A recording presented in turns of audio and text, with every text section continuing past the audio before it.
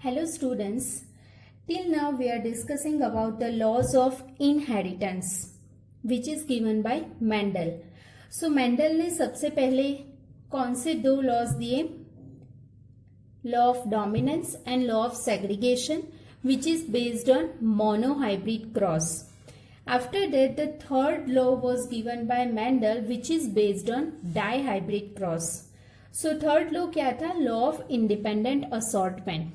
Right तो अभी तक हमने जो भी देखा वो सारे मेंडल के एक्सपेरिमेंट्स थे और based on this experiment Mendel gives the laws of inheritance. तो हमने टोटल तीन लॉज देखे जो मेंडल ने अपने एक्सपेरिमेंट के हिसाब से दिया. राइट सो प्रीवियस होमवर्क पे मैंने आपको दिया था question number 3, explain the law of inheritance which is based on dihybrid cross. So उसमें सिर्फ और सिर्फ आपको लॉ ऑफ इंडिपेंडेंट असॉर्टमेंट के बारे में लिखना था. राइट क्योंकि टोटल मेंडल के लॉज ऑफ इनहेरिटेंस 3 है. First one is law of dominance, second one is law of segregation which is based on monohybrid cross, and the third one law of independent assortment which is based on dihybrid cross. So जो dihybrid cross की theory के based में law दिया, law of inheritance दिया, उसे ही आपको explain करना था. राइट उसमें डाइहाइब्रिड क्रॉस की थियोरी एक्सप्लेन नहीं करनी है, सिर्फ और सिर्फ लॉ ऑफ इंडिपेंडेंट असॉर्टमेंट जो डाइहाइब्रिड क्रॉस की थियोरी के बेस्ड में मेंडल ने लॉ ऑफ इनहेरिटेंस दिया था उसे एक्सप्लेन करना है. Right Now, chromosomal theory of inheritance. So what is chromosomal theory of inheritance? तो सबसे पहले तो इसमें थोड़ी हिस्ट्री बताई हुई है कि मेंडल ने अपना वर्क कब पब्लिश किया था, उसे रिकॉग्नाइज कब किया गया, उसके हिसाब से. तो हम ये वीडियो लेक्चर में थोड़ी हिस्ट्री जानेंगे. So now chromosomal theory of inheritance. So अभी तक हमने जो भी देखा वो मेंडल का जितना भी वर्क था, जितनी भी उसके एक्सपेरिमेंट्स थे उसके बारे में देखा. आफ्टर दैट क्या हुआ, क्या क्या रिकॉग्नाइज हुआ, उसके बारे में अब हम देखेंगे. तो सबसे पहले मेंडल ने अपना वर्क कब पब्लिश किया था? 1865. Right So Mendel published his work on inheritance of characters in 1865, but for several reasons it remained unrecognized till 19th century. Right? 1900. It means कि मेंडल ने अपना वर्क 1865 में पब्लिश कर दिया था, बट कुछ रीजंस की वजह से वो रिकॉग्नाइज नहीं हुआ था. वो कब रिकॉग्नाइज हुआ?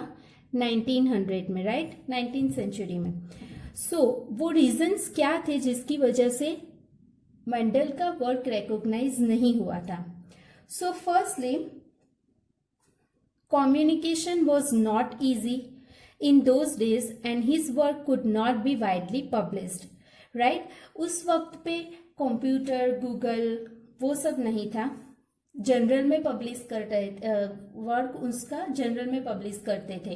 राइट तो अभी जो कम्युनिकेशन है इतना इजी है अभी कि हम किसी भी जनरल में से कोई भी आर्टिकल इजीली गूगल कर सकते हैं. राइट उस वक्त पे ये कम्युनिकेशन नहीं था.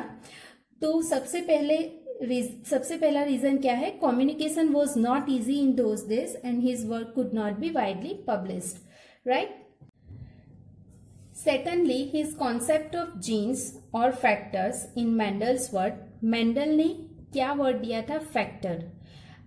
और जब ये सब रिकॉग्नाइज हुआ उसके बाद, जब डीएनए रिकॉग्नाइज हुआ उसके बाद उसको वो फैक्टर को क्या नाम दिया? Genes. Right so his concept of factors या genes as stable and discrete units that control the expression of traits and of the pair of alleles which did not blend with each other was not accepted by his contemporaries.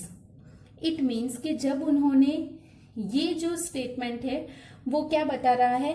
सबसे पहले तो कौन सा concept के बारे में बताया? Concept of genes as stable and discrete units. Right तो ये कौन सा लॉ हो गया? Law of dominance.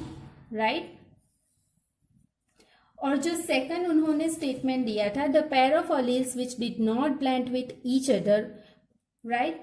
तो ये हो गया law of segregation.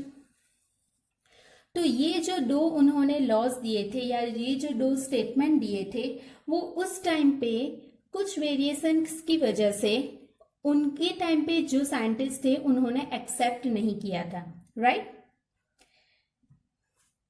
After that Mendel's approach of using mathematics to explain biological phenomena was totally new and unacceptable to many of the biologists of his time. सबसे पहले mathematical approach biology में कौन लाया? Mendel. तो उस time पे वो जो बायोलॉजिस्ट थे उस टाइम के, उन्होंने ये एक्सेप्ट नहीं किया, right. The fourth reason was Mendel's work suggested that factors were discrete units. He could not provide any physical proof for the existence of factors or say what they were made of.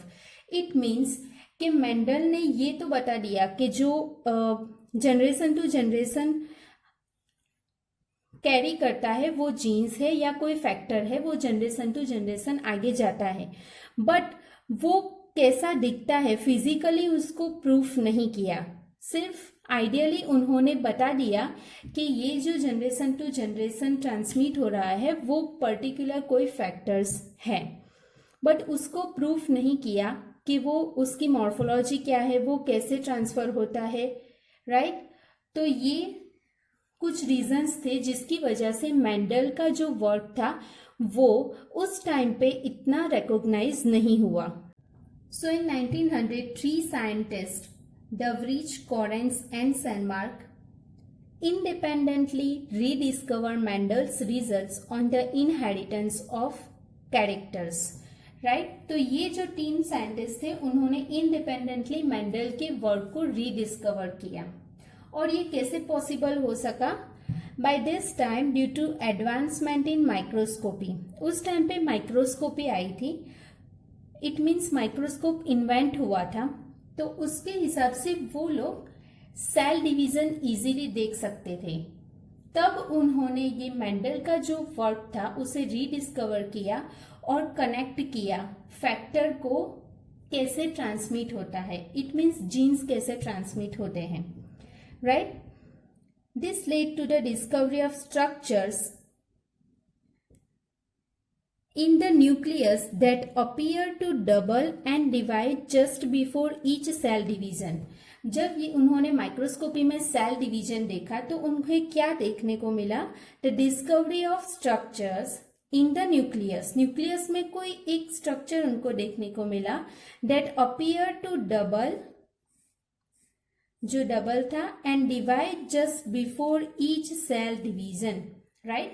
Each cell division से पहले वो divide होते थे, segregate होते थे। So this were called chromosome, chromosome या colour bodies, right. So chromosomal theory of inheritance was propose by Walter Sutton and Theodore बॉवरी इन 1902 में ये दो साइंटिस्ट ने chromosomal theory of inheritance propose किया था। ये सबसे इंपॉर्टेंट एमसीक्यू में पूछा जाता है। ये scientist Walter Sutton and Theodore Boveri which is proposed chromosomal theory of inheritance. So ये जो थी वो हिस्ट्री थी। उसके बाद नेक्स्ट वीडियो लेक्चर में हम देखेंगे कि क्या है chromosomal theory of inheritance. Thank you.